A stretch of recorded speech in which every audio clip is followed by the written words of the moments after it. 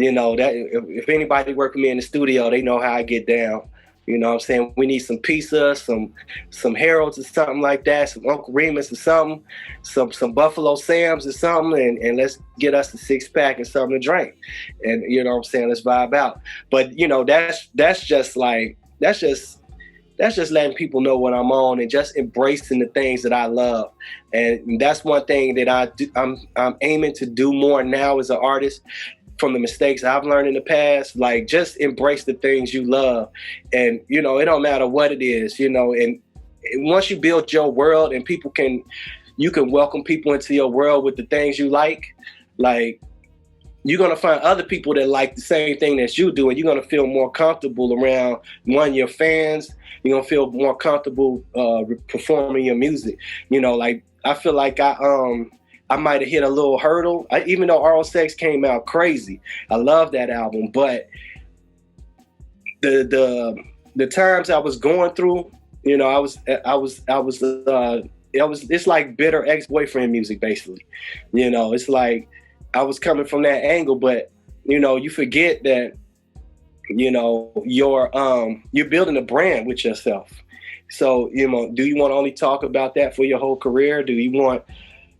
Yeah, I'm sure that in the album did help out a lot of people through relationships. Like I got a lot of messages from people like just saying, hey, you know, I was going through some problems and I was depressed. I was going crazy, but your music helped me get over, you know what I'm saying, get over my breakup. And that was one good thing about it.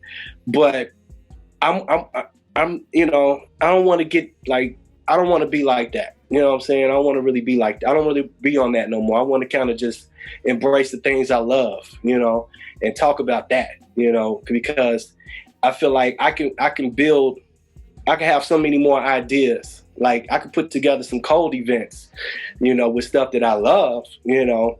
You could think about sky's the limit. You know, your brand is fully in your control.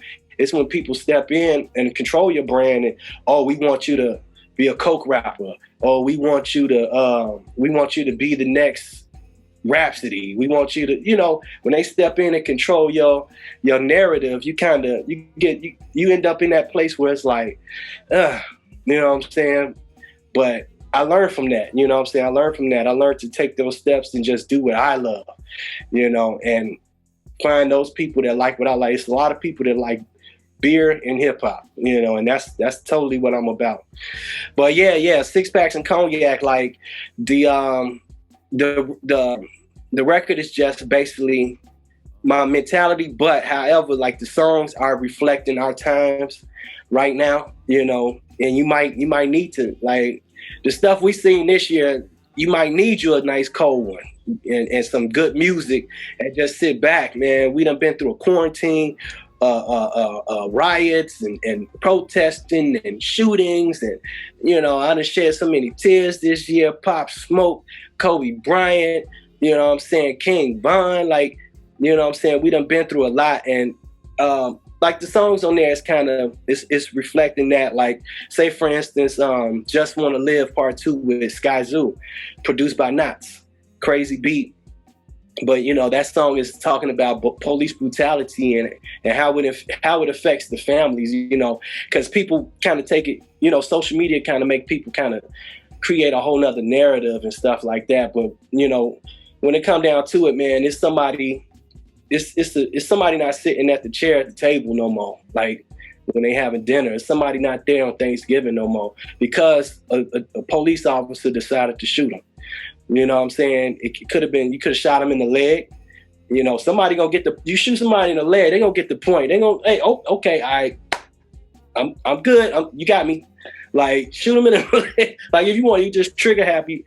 But, you know what I'm saying? They taking lives.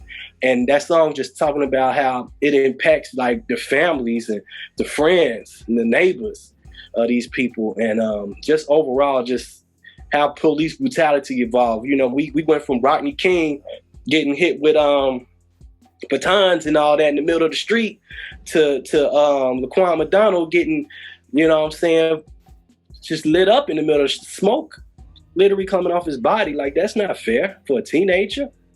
That's not fair. But, you know, so songs like that, songs like Tired of Running, it's reflecting these times right now. It's like, you tired of being in this situation, putting up with these phony jobs, taking away our precious time in our lives and stuff like that. Like that's a whole nother conversation right there, But these songs, All That I Need, all of these songs is like, it's just reflecting where I'm at right now during this 2020 year. We've been going through a lot just as a community, just as a people, everybody, we've been all going through it. And, hey, maybe we got more in store next year, maybe not, but it's just a time capsule for what's going on right now. These, I want to call it visions, can't start coming to me once I started like meditating and stuff. Like it's really good for a person like me, being that I'm the type of like, empath type of person. Like I connect with the world kind of in my own special way. So once I incorporated my focus into things, I started thinking clear. I started seeing like the people that came into my life and how they might have had a negative impact on me, or the people that had a negative impact, but it actually was a positive impact. You just kind of, it gave me time to just dig deep and just get my mind right, just get my mind right. That along with like exercising and stuff, like you have so many different ideas that come to you, whether you just, sitting dormant and derping around, you're going to be stuck. You're going to be sitting up here being envious about the next man and counting somebody else's pockets and worrying about what they doing and worried about, oh, well, yeah, let me do this just like dude did this and blah, blah, blah, blah. You're going to do all of that stuff when you ain't focused. Like, it's all creativity. Basically that's what it is. It's like an enhancement of my creativity. And I just it's a blessing to be able to step back and experience this chapter in life. As far as the process, as far as a team, and this is what we were stressing from jump. Like when we started getting all of these records together, like we all came together and was like, man, we got to record, we got to put the work in, we got to get the records, get the records done. Let's get focused, let's get locked in. So, well, with Rashid's process, from my point of view, he kind of took the same route. He caught a wave. His energy was there. He was present, and he just went crazy. I'm talking about every day he's sending me a heater. I'm like, one day, oh, this is amazing. The next day, oh, this is amazing. The next day, oh, this is amazing. So he just caught an extremely crazy wave, on the production side and on the writing side.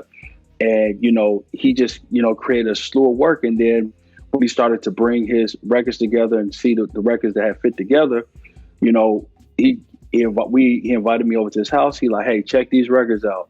Let me play some stuff. So, man, now, when you got people like Kenny Keys and Fifth Element and Knots and him, and, all these people, Peter Jericho and Fillmore Green, you got all these people on the record. You already know what to expect. It's top-notch, top quality.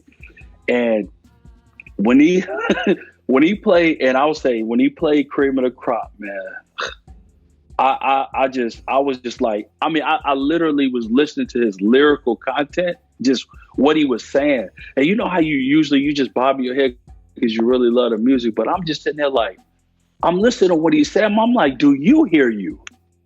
Like, do you hear this? Do you hear what I'm hearing? Like, it was such a focused, laser sharp, lyrical presence that I was hearing on Six Cognac. And I was like, oh, he in his bag. He in his mojo, whatever is on him, let me get a little of that because he in it, So Kenny Keys, I linked up with Kenny Keys and got some tracks from him last year.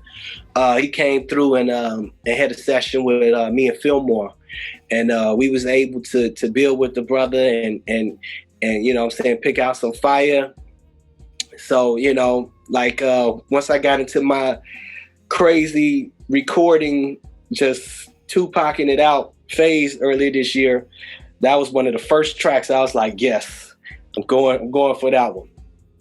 And it actually was like it was like the first or second song I recorded since the quarantine had started. We talking April here or something like that.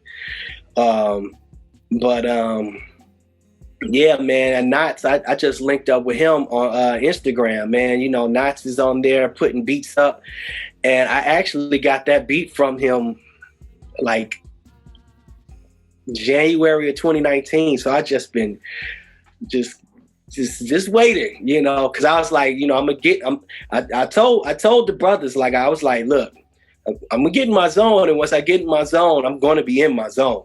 Like once the records start coming out, it's gonna be a continuing.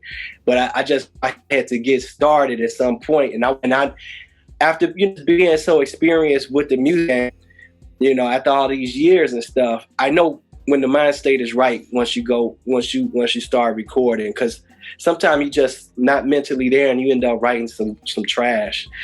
But and I knew I couldn't do that over there. I actually did write a whole different song over that, but scrap that because the song just, it spoke to me to talk about police brutality.